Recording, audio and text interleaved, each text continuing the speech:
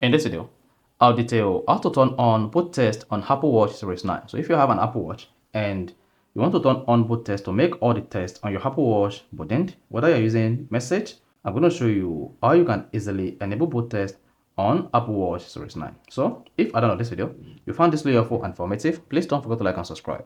And the first one to do is press the digital crown to exit the close screen and go to the app menu. On the app screen, click on settings, then on the settings page, scroll down. Just keep scrolling until you get to display and brightness. Once you click on that, then scroll down and you should see boot test. Toggle this on, then you should see all test booted on your Apple Watch Series 9, you said.